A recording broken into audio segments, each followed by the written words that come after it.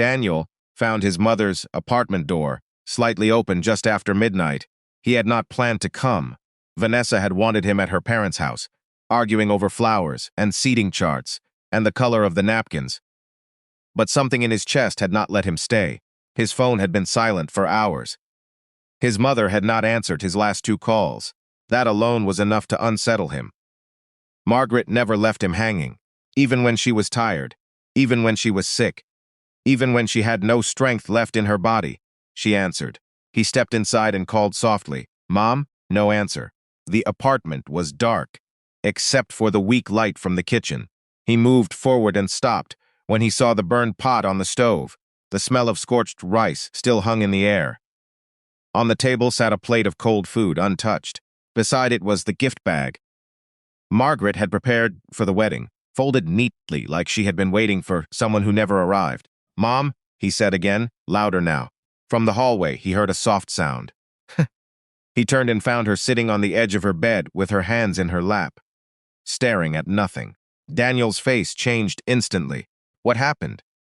Margaret blinked slowly, as if she had to return from somewhere far away. "Nothing," she said. "Nothing," he repeated, walking toward her. "The stove's burned, the food's cold, and you've been ignoring my calls. I just got tired." Daniel knelt in front of her. "Why are your eyes red?" She looked at him, and for 1 second he thought she might tell him everything. He waited for it. He needed it. But instead she shook her head and gave him the smallest smile he had ever seen on her face. "I'm just emotional," she whispered. "Tomorrow is a big day." His stomach twisted. "Mom, what did Vanessa's mother say to you?" Margaret's expression changed. Daniel saw the panic she tried to hide too late. He stood up slowly. "She called you, didn't she?" Margaret looked away. "Mom, she only said," Margaret began, then stopped. "Only said what?" A long silence passed before she answered. "It doesn't matter." Daniel stared at her, disbelief turning to anger. "It matters if it hurt you." Margaret shook her head, still trying to protect everyone but herself. "Daniel, please, don't let one ugly phone call ruin your wedding." "One ugly phone call?" he snapped. "What did she say?" Margaret stayed quiet. Daniel walked across the apartment and noticed a stack of envelopes on the counter. Final notices, past due bills, a utility warning. Then he saw the eviction notice half hidden under a bowl. He picked it up slowly. "Mom." Margaret's eyes shut for a second. "Don't." "Why is this here?" "It's handled." "Handled by who?" She did not answer. He opened a closet and found boxes packed with old papers, childhood drawings, and the little suit he had worn at age 7 when she took him to his first school award ceremony.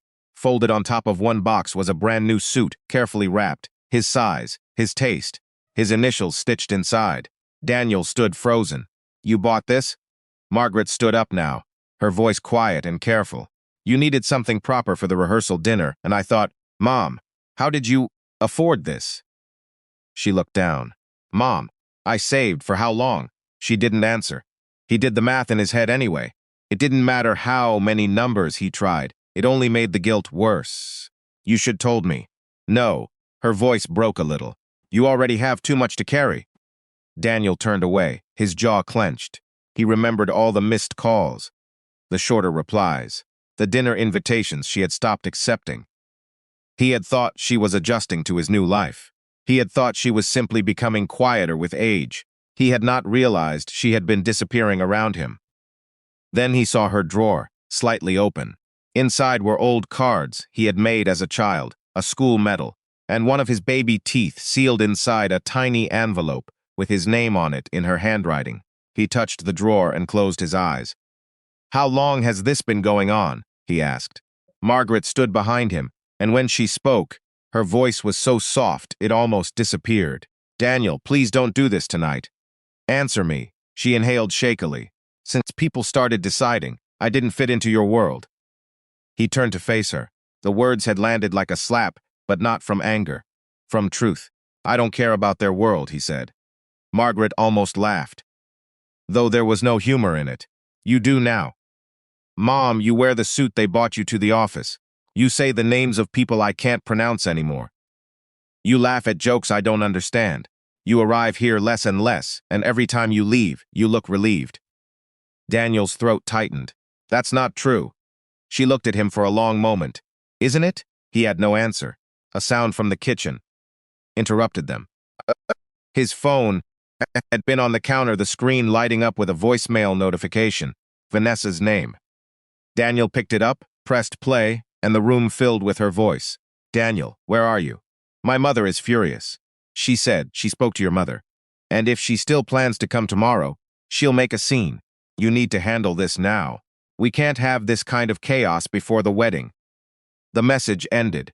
Silence crashed over the room. Daniel looked at Margaret. She knew.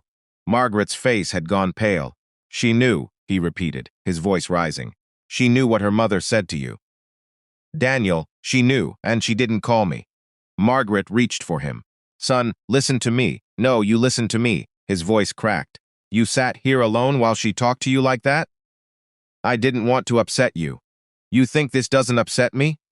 Margaret's eyes filled, but she still tried to stay calm.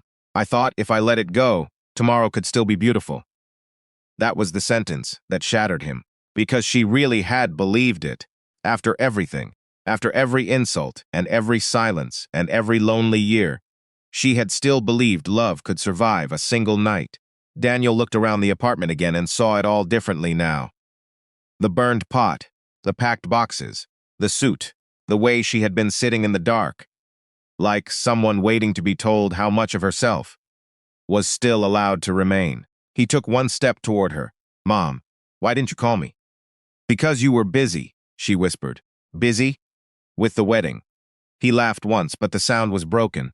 And what about you? What about your wedding? She frowned, confused. He swallowed hard. You raised me alone. You missed everything, so I could have everything. And now they think they can just tell you not to come. Margaret's lips trembled. I don't want to be a problem. Daniel stared at her in disbelief, then shook his head. You are not the problem. She looked at it, as if she wanted to believe that, but had forgotten how. He reached for her hand, but she pulled back, slightly, ashamed of the tears she was trying to hide. Don't be angry, she said. Please. I just wanted you to be happy. That was when Daniel finally broke. His eyes filled, and for a moment, the man who had negotiated contracts and closed impossible cases and smiled through rooms full of powerful people looked exactly like the boy she had once rocked through fever and fear. You are my happiness, he said. Margaret covered her mouth. He continued, voice shaking. Do you hear me? You're the reason I'm standing here at all. The room blurred around them. Then Daniel noticed something else on the table near the gift bag. An envelope with his name on it in Margaret's handwriting. He picked it up, hesitating. What is this? Margaret wiped her cheeks quickly. I didn't mean to give it to you tonight. He opened it. Inside was a letter, folded carefully. He read the first line and went still. His mother had written, If they ever make you choose between who raised you and who impressed you, remember who taught you to stand. Daniel pressed the page against his chest. Margaret looked at him with a painful, trembling hope. I wrote it in case you were nervous tomorrow. He could not speak. She touched his arm softly. Go to sleep, Daniel. Tomorrow will be long. He stared at her, stunned by how gently she still spoke after everything. But then his phone rang again. Vanessa. He looked at the screen, then at his mother, and for the first time, he did not answer right away. Daniel let the phone ring until it stopped. For a moment, the silence in the apartment felt heavier than the call itself. He stood there with the letter in one hand and the phone in the other, staring at the screen as if he had never seen Vanessa's name before. Margaret had already turned away, as though she had learned not to expect anything from moments like this. Then Daniel looked at her and said, I'm coming back tomorrow morning. Margaret frowned. Back where? To the wedding. Her face changed instantly. No, Daniel, don't start this. I'm serious. Then I'm serious too. She stepped toward him, voice tight with fear. Do not do anything foolish because of me. Because of you, he repeated, almost stunned. Mom, they insulted you. People say ugly things, she said quickly. What matters is your future. My future is not built on this. Margaret shook her head. You're angry right now. I'm finally awake, he said. That line landed in the room and stayed there. Margaret stared at him, her lips parting slightly. but she said nothing. Daniel could see the war on her face. A part of her wanted to believe him. Another part had spent too many years preparing for disappointment. He stepped closer. Do you know what I found tonight? Bills you hid. A suit you bought me when you could barely pay rent. My drawings, my school medals, everything I ever forgot, you kept. Margaret looked down. You were still making room for me, he said, even when I stopped making room for you. She shook her head. Don't punish yourself. I should answered your calls sooner. You had a life. I had a life, because you gave me one. Margaret's eyes filled again, but this time she did not hide it. I didn't do all this so you could throw it away. Daniel's jaw tightened. I'm not throwing anything away. Then, what are you doing? He looked at the letter in his hand. I'm deciding what kind of man I want to be. The next morning came too fast. The wedding venue in Boston was full of movement. White flowers, soft music, and polite smiles that were already starting to crack. Guests were seated. The officiant checked his watch twice. Vanessa paced near the bridal room, her heels sharp against the floor, her face pale with anger. She would not yet show in front of people. She should have answered by now, she said. Her mother stood near the window with her arms crossed. I told you she wouldn't come. Vanessa turned on her. You talked to her without telling me? Her mother's expression did not change. I handled it. That wasn't your decision. It became my decision when I realized what kind of family this would be if her kind of woman stayed in the picture. Vanessa lowered her voice, furious. You don't get to say that. Her mother looked her dead in the eye. If you're marrying into power, you do not drag old poverty behind you. Vanessa said nothing. The words had hit too close to the truth she pretended not to hear. Down the hall, the planner rushed in. We still haven't reached Daniel. Vanessa spun around. What do you mean you haven't reached him? He's not answering. Try again. We have. Her mother cut in sharply. Then start the ceremony without him. The planner stared. That's not exactly how weddings work. Vanessa's hands trembled. No, wait. Keep trying. Minutes passed, then more. The guests grew restless. Whispering spread through the room like smoke. One woman asked if there had been a car accident. Another asked whether the groom had changed his mind. A cousin in the back looked at her phone and muttered something to the person beside her. Vanessa stood by the mirror, gripping the edge of the table so hard it looked like she might break it. Then her phone rang. She answered instantly. Daniel? It wasn't Daniel. It was the planner. He's here, the planner said. Vanessa's face drained of color. Where? In the lobby? She dropped the phone and hurried out, followed by her mother and half the bridal party. The hallway had gone quiet, too quiet. Guests were turning in their seats now. Sensing that something major was about to happen, Daniel stood in the lobby in his suit, his hands at his sides, his face calm in a way that made him look more dangerous than angry. He was holding the folded letter. Behind him, in the reflections of the glass doors, the city seemed far away and unreal. Vanessa stopped when she saw him. Relief hit her first, then confusion, then fear. Where were you? She demanded. Daniel looked at her. With my mother. Her mother stepped forward. We don't have time for this drama. Daniel's eyes shifted to her. Then, we can go straight to the part where you told my mother she was no longer family. The room went still. A guest near the bar gasped softly. Vanessa's face tightened. Her mother lifted her chin. I told her what needed to be said. Daniel nodded once, slowly, as if he had expected that answer. You humiliated a woman who raised me alone. I protected this family. You attacked it. Vanessa moved closer to him, her voice low and urgent. Daniel, please. Not here. He turned to her. You knew. Her face flickered. You knew what your mother said. I was going to handle it. When? She hesitated. He laughed once, bitterly. That's what I thought. Vanessa reached for arms, but he stepped back. I didn't want this, she said. You know I didn't want this. Then why didn't you call me? I was trying to avoid a scene. Daniel looked at her for a long second. You were avoiding your conscience. Her eyes filled, but he did not soften. Behind them, the guests had started to gather near the entrance. The bride's father looked furious. The planner looked ready to disappear through the floor. Daniel held up the letter. I came to say something before this went any further. Vanessa's breathing turned uneven. Dien. He opened the letter and read aloud, his voice carrying through the hallway. The woman who sacrificed everything for me was told she did not belong because she was poor, because she was quiet, because she did not look like the people who decided they mattered more. If my mother is not welcome in my future, then I do not deserve that future. No one moved. No one spoke. The words landed hard in the silence. And even people who had not known the full story understood enough to feel ashamed. Vanessa's eyes filled. "You're really doing this?" Daniel looked at her with a sadness deeper than anger. "You let your mother talk to the one person who gave me everything." Her mother snapped.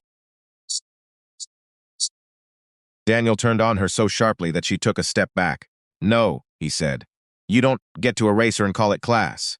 A murmur rippled through the guests. Vanessa's lips trembled. "Please, we can fix this." Daniel looked at the bride, the flowers, the expensive room. The people who had spent weeks congratulating him for entering a world he had once been made to feel unworthy of. And he realized none of it was worth what it had cost. He set the letter down on the table near the entrance. Then he removed his ring. Vanessa stared at him. "Daniel!" He placed the ring beside the letter. The planner whispered, "Oh my God." Daniel looked at Vanessa one last time. "I love the person I thought you were." Vanessa's face crumpled. He turned away before she could answer. Before her mother could say another cruel thing, before anyone could try to stop him, the guests parted as he walked through them. No one touched him. No one dared. Out in the parking lot, the sky was bright and cold. Daniel stood still for one long second, breathing hard, feeling as if the ground beneath him had finally decided to stop, pretending it could support a lie. Then his phone buzzed. A text from his mother. "Come home when you're ready." He stared at those words until his eyes burned. Inside the venue, the wedding had gone completely silent. And, from somewhere deep in the back of the room, someone began to cry. Daniel came home to find the apartment light on and the front door unlocked. For one uneasy second, he thought something might have happened.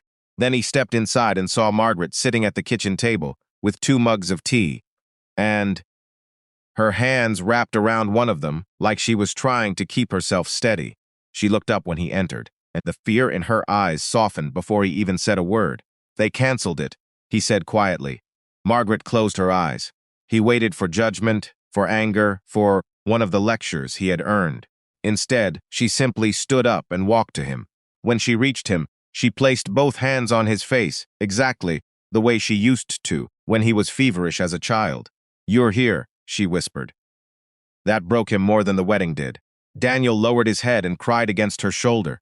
Not elegantly, not quietly, but like a son who had finally remembered where he came from. Margaret held him without question. She did not ask what happened in the room. She did not ask who said what. She only held him until his breathing slowed and the shaking in his body began to ease. After a long while, he pulled back and looked at her. "I'm sorry." Margaret shook her head immediately. "No, I should have listened sooner." "Yes," she said softly, then touched his cheek. "But you listened in time." He looked at her, confused by her gentleness. "How can you say that after everything?" Margaret gave him a sad little smile. "Because some mothers spend their whole lives waiting for their children to wake up. I got lucky. You woke up." The next few days were quiet. Vanessa called twice. Daniel did not answer.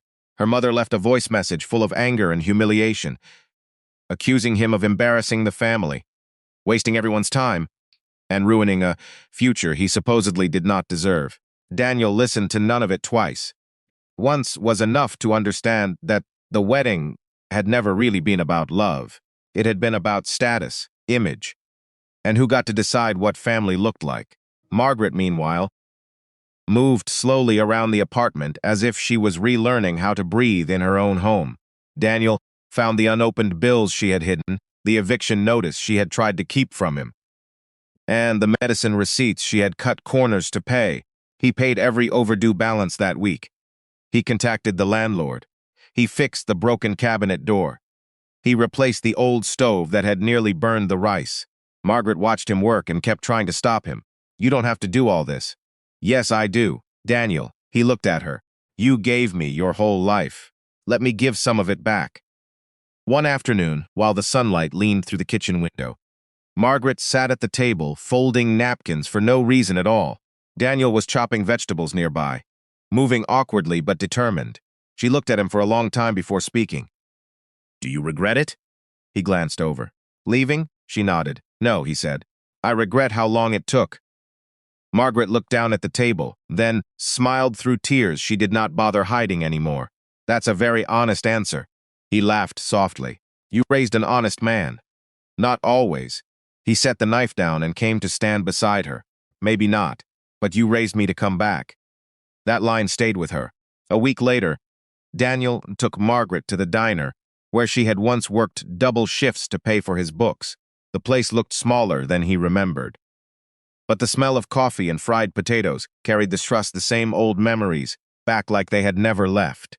When the waitress recognized Margaret, she gasped and hugged her so tightly that Margaret had to laugh. "You still have that smile," the waitress said. Margaret looked embarrassed. "Which smile?" "The one that made everybody believe tomorrow would be better." Daniel watched his mother blush and suddenly realized something. For years, he had thought success was what made a person matter. But standing there beside the woman who had once hidden hunger behind kindness, he understood that dignity had nothing to do with money, and everything to do with what you survived without becoming cruel. Later that night, Daniel and Margaret sat together on the fire escape outside her apartment, sharing tea from paper cups. The city moved below them, loud and indifferent, while the two of them sat in a small pocket of quiet. Margaret held the cup in both hands and said, "I used to wonder if all those years meant anything to you." Daniel turned to her. "They meant everything." She nodded slowly. "Then I can rest." He frowned. "You're not old enough to start saying things like that." She smiled. "I'm old enough to have lived through too much." He looked at her in the dim light and felt a rush of protectiveness he had not felt in years. Not the childish kind. It's come after understanding the cost of being loved well. "I should have noticed earlier," he said. "You noticed when it mattered. I let them make you feel small." Margaret set down her cup and touched his hand. Then, "People who are secure don't need to humiliate anyone to prove their worth." That family had more fear than love in it. He nodded, taking the lesson in silently. Then she added, almost as an afterthought, "And you don't have to spend your life trying to impress people who were never going to honor you." Daniel stared at her for a moment, and then he smiled. "You've always been wiser than me. I've just had more practice being ignored." He laughed, but his eyes stayed wet. The final message arrived on a Sunday morning. It was from Vanessa. "I'm sorry," it read. "My mother pushed too far. I should have defended you both. I know that doesn't fix anything. I just needed to say it." Daniel read it once, then set the phone down. Margaret noticed. "What does it say?" He handed it to her. She read it in silence, then gave the phone back. And nothing," he said. "Some apologies are too late to reopen a door." Margaret looked at him carefully. "Are you angry?" He thought about it for a moment. "No, just done." She nodded. That was enough for her. Months passed. Daniel visited less like a visitor and more like a son, who finally belonged in his own life again. He came for dinner. He came for groceries. He came when the heat went out, and when the sink leaked, and when Margaret needed someone to carry boxes she insisted were not heavy at all. Slowly, the apartment stopped feeling like a place of survival and started feeling like a home again. One evening, Daniel brought a framed copy of the old photograph she had kept by the window for years. He placed it on the table beside her and said, "I want this in my office." Margaret blinked. "Why?" "So I don't forget who built the man I became." She stared at the photo for a long time, then laughed softly through tears. That little boy had no idea. "No," Daniel said, smiling. "But his mother did." The last scene was not dramatic. It was Margaret sitting by the window at sunset. Her face turned toward the light, while Daniel sat beside her with his shoulder against hers. No grand music, no shouting, no crowd. Just the quiet peace that comes after a long war is finally over. And as the sun lowered over Boston, the voiceover said, "The world teaches people to climb higher, to chase wealth, status, and approval, from hands that may never truly open. But sometimes, in that climb, they step on the very hands that lifted them. And by the time they realize what they've lost, those hands are already gone."